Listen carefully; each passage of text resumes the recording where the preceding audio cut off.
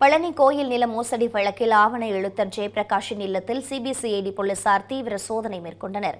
கூடுதல் தகவல்களோடு இணைப்பில் இருக்கிறார் எமது செய்தியாளர் பாலமுருகன். தற்பொழுது சிபிசிஐடி போலீசாரினுடைய சோதனை குறித்த தற்போதைய நிலவரங்கள் என்னவாக இருக்கின்றன? அவர் கைது செய்யப்படலாம் என தகவல்கள் வெளியாகி இருந்த நிலையில் தற்போது இருக்கக்கூடிய விவரங்கள் என்ன? பதிவு பண்ணுங்க.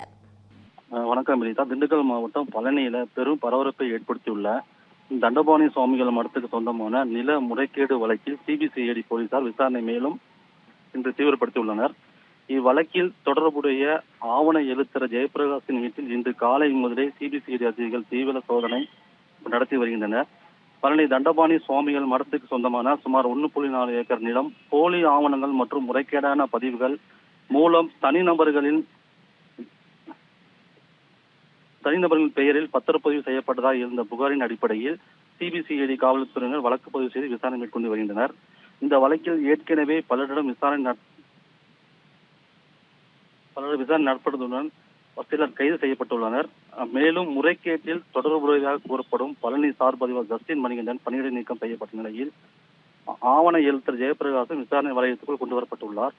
இதனுக்கிடையே சஸ்பெண்ட் செய்யப்பட்ட சார் பதிவாளர் ஜஸ்டின் மணிகண்டன் மற்றும் ஆவண எழுத்தர் ஜெயபிரகாஷ் தாக்கல் செய்திருந்த முன்ஜாமீன் மனுக்களை உயர்நீதிமன்றம் நேற்று தள்ளுபடி செய்து உத்தரவிட்டுள்ளது.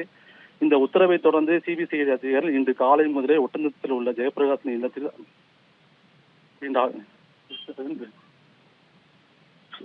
சோதனை ஈடுபட்டுள்ளனர்.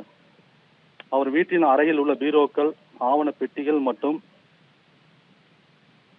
அந்த அலுவலக பயன்பாட்டு பொருட்கள் உள்ளிட்ட அனைத்து இடங்களும் அதிகாரிகள் தீவிர சோதனை நடத்தி வருகின்றனர்.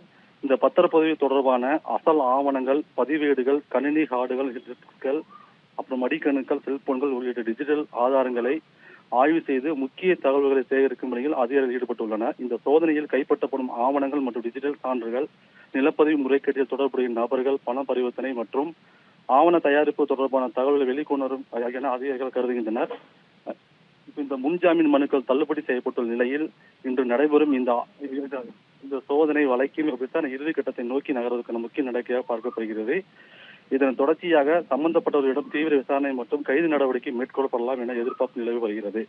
இந்த சம்பவம் பழனி ஒட்டந்தர பகுதியில் பரபரப்பை ஏற்படுத்தியுள்ள நிலையில் இன்று சிபிசிஐடி அதிகாரிகள் சோதனை தொடர்ந்து நடைபெற்று வருகிறது.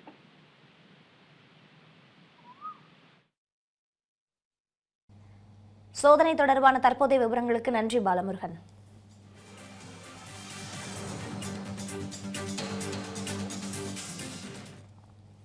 தொடர்ந்து தற்போதைய நேரத்திற்கான தலைப்புச் செய்திகளை பார்க்கலாம்.